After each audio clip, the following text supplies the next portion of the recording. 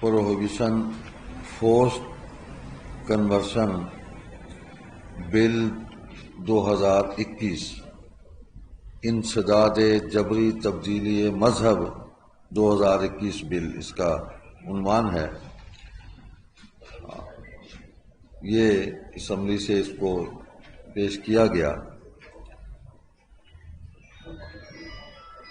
اس وقت میرے ساتھ عالمی مجلس تحفظ ختم نبوت کے مرکزی نائب امیر حضرت مولانا عزیز احمد صاحب اور میرے بائیں طرف مجلس احرار اسلام کے مرکزی سیکرٹری اطلاعات جناب ڈاکٹر عمر فاروق صاحب اور مولانا نور اللہ رشیدی صاحب یہ موجود ہیں، اور میرے دائیں جانب ہمارے نو مسلم بھائی ہیں محمد عبداللہ جو سابق قادیانی ہیں، سابق ہندو ہیں۔ اسی طرح ایک ساتھی یہاں ڈاکٹر محمد آصف ہیں، سابق قادیانی ہیں۔ بھائی شفیع اللہ ہیں، سابق ہندو ہیں۔ میں ان حضرات کی موجودگی میں اس بل کے حوالے سے کچھ باتیں عرض کرنا چاہتا ہوں۔ سب سے پہلی بات تو یہ ہے کہ مجلس احرار اسلام اپنی تمام برادر دینی اور سیاسی تنظیموں کی حمایت سے اس بل کو مکمل طور پر مسترد کرتی ہے اور اسے غیر اسلامی، غیر آئینی اور بنیادی انسانی حقوق کی خلاف ورزی قرار دیتی ہے۔ اقوام متحدہ کے انسانی حقوق کے چارٹر کے مطابق فرد کو مذہب کے اختیار میں مکمل آزادی حاصل ہے، اس پر کوئی قدغن نہیں لگائی جا سکتی۔ حکومت یہ بل پارلیمنٹ میں لانے سے پہلے اس کے لیے لابنگ کر رہی ہے، حالانکہ خود آئینی ادارہ جو موجود ہے اسلامی نظریاتی کونسل، اس کے ایک سابق چیئرمین نے اپنے ٹینور میں اس بل کو غیر اسلامی قرار دیا تھا اور اسے مسترد کیا تھا۔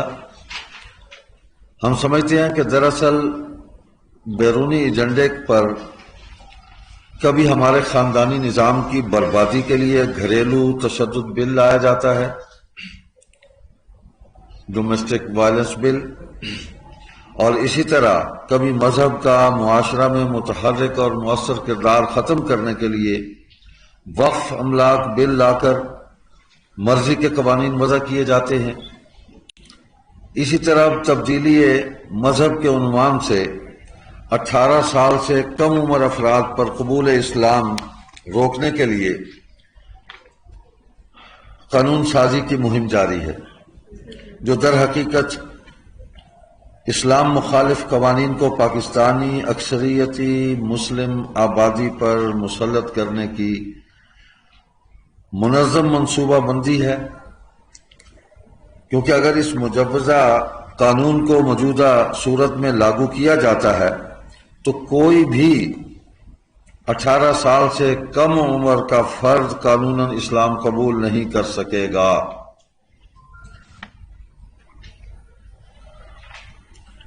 خلاصہ یہ ہے اس بل کا کہ کسی شخص کے بارے میں یہ نہیں سمجھا جائے گا کہ اس نے اپنا مذہب تبدیل کیا ہے جب تک کہ وہ شخص 18 سال یا اس سے بڑا نہ ہو جائے۔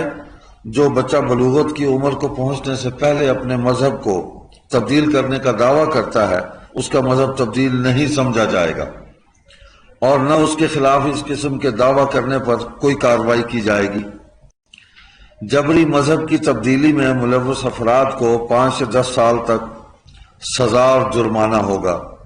اس بل میں ایسی کڑی شرائط موجود ہیں کہ اب کم عمروں کے لیے اسلام قبول کرنا عملاً ناممکن بنا دیا جائے گا۔ ہمارے نزدیک یہ بل جبری تبدیلی مذہب کو روکنے کا بل نہیں بلکہ اسلام کو قبول کرنے سے جبراً روکنے کا بل ہے۔ یہ درست ہے کہ جبراً کسی شخص کو مسلمان نہیں بنایا جا سکتا، لیکن شریعت کی روح سے جو فرد بھی باہوش و حواس بلا جبر و اکراہ اور برضا اور رغبت اسلام قبول کرتا ہے تو پھر کسی کو یہ حق نہیں پہنچتا کہ اس فرد کو قبول اسلام سے روکے۔ اگر جبراً مسلمان بنانا درست نہیں تو جبراً اسلام قبول کرنے سے روکنا کہاں کا انصاف ہے؟ یہ اقدام بنیادی انسانی حقوق کی سنگین خلاف ورزی ہے۔ مجوزہ قانون پاکستان کے آئین کے اصولوں کے برعکس شریعت اسلامیہ کے منافی اور عدل و انصاف کے تقاضوں کے سراسر خلاف ہے۔ اسلام ہر عمر کے افراد کے قبول اسلام کا خیر مقدم کرتا ہے۔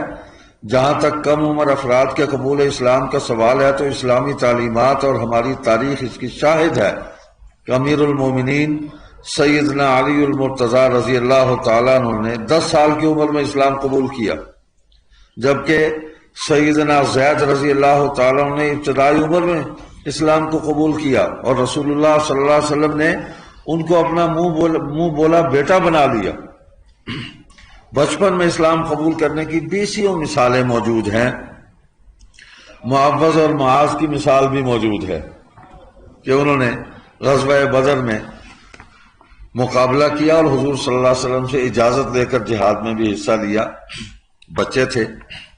خود سیدنا حسن اور حسین رضی اللہ عنہما گو کہ وہ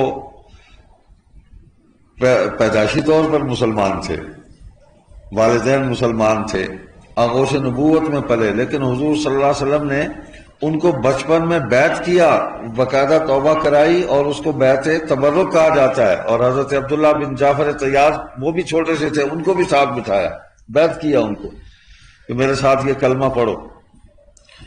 تو یہ اسلام کسی عمر کی کوئی قید نہیں لگاتا، جو بھی قبول کرنا چاہے وہ آ جائے،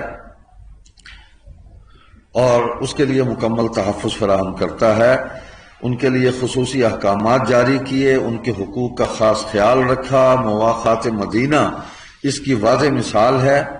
ہمارے اہل اقتدار جو ریاست مدینہ کا دعویٰ کرتے ہیں، انہیں اسلام کی ان زرعی روایات سے سبق لیتے ہوئے قبول اسلام کرنے والے مسلمین کے راستے میں رکاوٹیں کھڑی کرنے کی بجائے ان کی کفالت کا انتظام و انصرام کر کے ان کی حوصلہ افزائی اور دلجوئی کا سمع کرنا چاہیے، اور قرآن مجید کے حکم کے مطابق ان کی تالیف قلب کا اہتمام کرنا چاہیے۔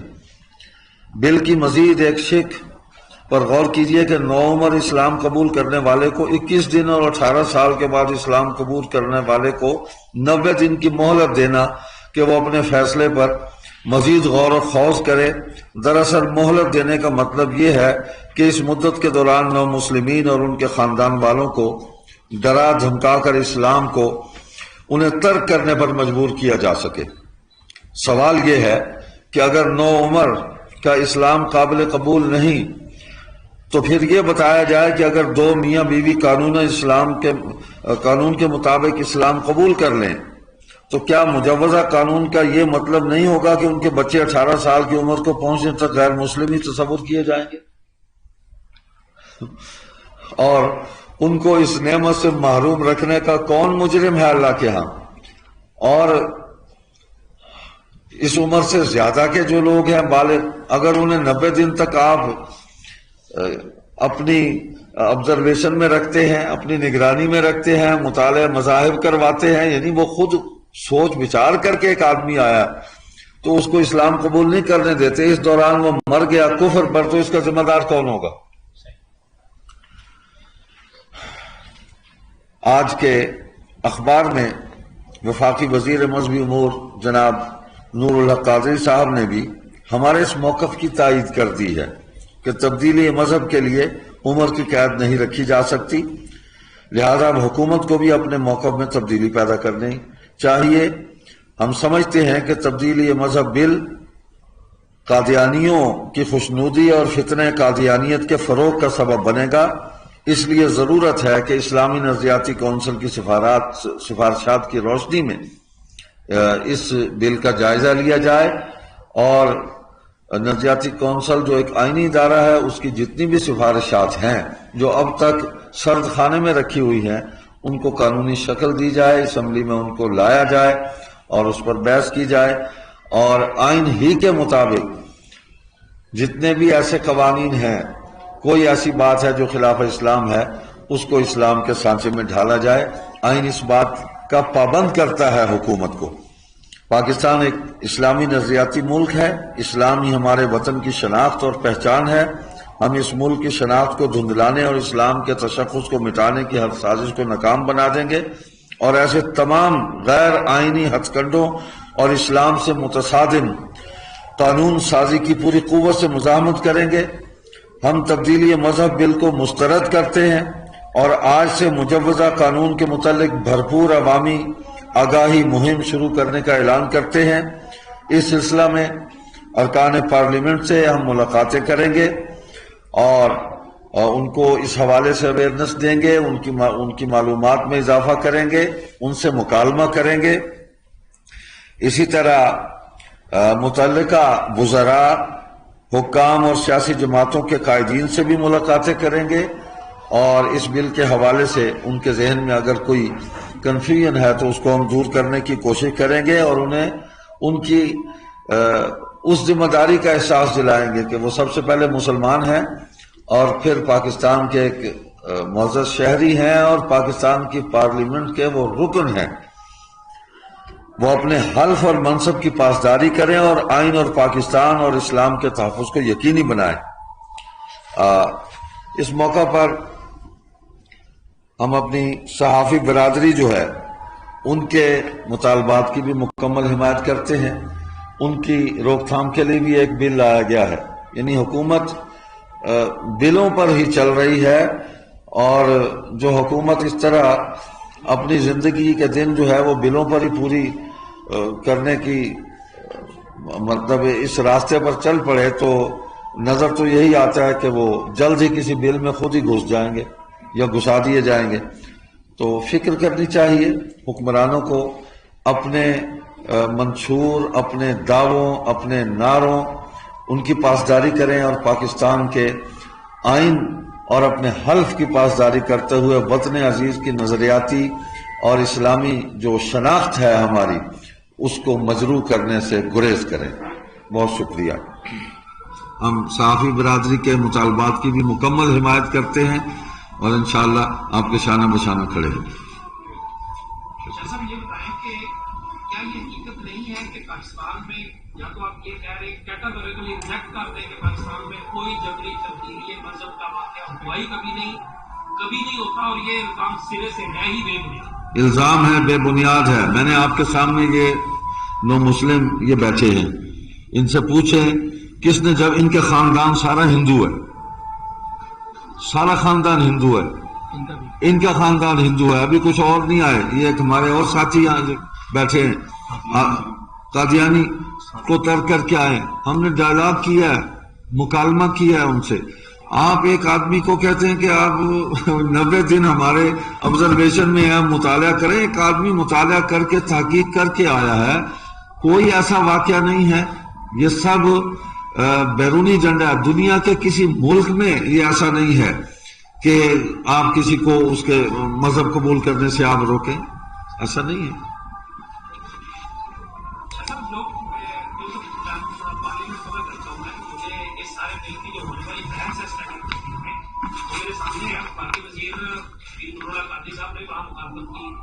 علی محمد خان صاحب نے بھی مخالفت کی، دو وزارت حکومت کی مخالفت کر چکی ہے اسی وہ حضرت علی رضی اللہ عنہ نے مثال کو سامنے رکھتے ہیں۔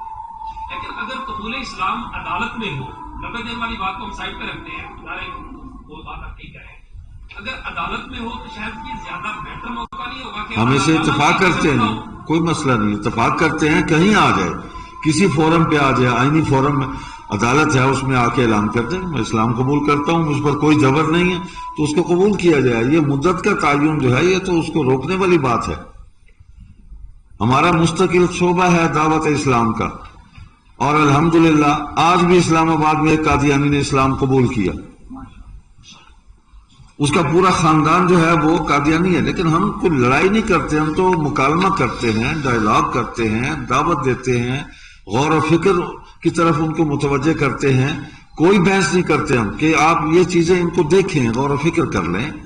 تو الحمدللہ وہ دعوت اور اسلام کی دعوت جو ہے یہ انسانیت کی سب سے بڑی خدمت ہے.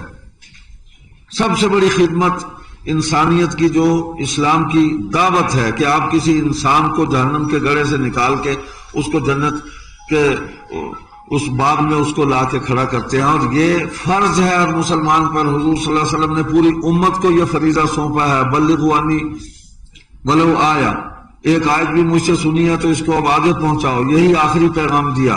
فلیبلغ الشاہد الغائب، جو میری بات سن رہے ہیں وہ اس بات کو ان لوگوں تک پہنچائیں جو یہاں موجود نہیں ہے. تو یہ ہر مسلمان کا فریضہ ہے، یہ کسی کی خاص طبقے کا فریضہ نہیں ہے. دعوت، مکالمہ، ڈائلاگ ہے، دعوت ہے، گفتگو ہے، غور و فکر کی طرف متوجہ کرنا ہے تو ہم کر رہے ہیں الحمدللہ. کہیں کوئی فساد نہیں ہے، کسی پر جبر نہیں ہے. اللہ تعالیٰ نے تو پہلے ہی کہا لا اکراہ فی الدین، تو وہ دین میں کوئی جبر نہیں ہے اس کو قبول کرنے کے لیے. آج جو مسلمان ہو گیا ہے وہ ایک دائرے کے اندر باؤنڈ ہو گیا ہے، وہ اب اس کو توڑنے کی کوشش کرے گا تو اللہ تعالیٰ کے قوانین سخت ہیں، اس لیے کہ باغی کی سزا بڑی سخت ہوتی ہے.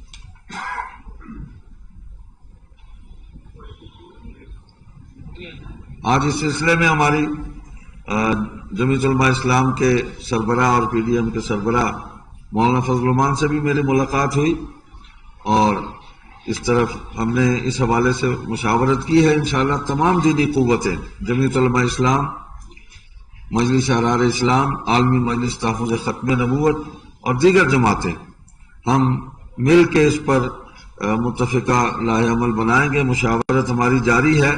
بہتر یہ ہے کہ حکومت جو ہے وہ کسی ناخوشگوار صورتحال کو پیدا ہی نہ ہونے دے اور ایک خوبصورت انداز میں اس مسئلے کو حل کر دے. بہت شکریہ. اگر ہم اس کو بالکل کنسائز کریں تو کیا ہم یہ کہہ سکتے ہیں کہ عدالت میں قبول اسلام جو ہے، جو ان کے الزامات ہیں اس سے بچنے کے لیے عدالت میں قبول اسلام ہو جائے تو ٹھیک ہے، تاہم 90 روز کی پابندی لگانا غلط ہے؟ کیا میں درست سمجھاؤں؟ ایسے ہی تو ہمارے یہ ساتھی جتنے ہیں انہوں نے کورٹ میں اس کو رجسٹرڈ کروایا اپنے قبول اسلام کے سرٹیفکیٹ. عمر کا تعین نہیں ہے. یہ جتنے بھی ہمارے ساتھی آ رہے ہیں آج کل مسلمان ہو رہے ہیں، خود وہ ہم کورٹ میں ان کو لے جاتے ہیں کہ آپ یہاں آ کر مجسٹریٹ کے سامنے، جج کے سامنے بیان دے دیں. یہ بیان حلفی ہے، وہ تحریری بیان لے کے آتے ہیں. جج پوچھتا ہے کہ کوئی جبر نہیں، میں کوئی جبر نہیں، اس کو رجسٹرڈ کر دیتا ہے. یہ کوئی مسئلہ نہیں ہے تو پھر اختلافی بات نہیں. اور کوئی بات. بہت شکریہ، بہت مہربانی، جزاکم اللہ خیر.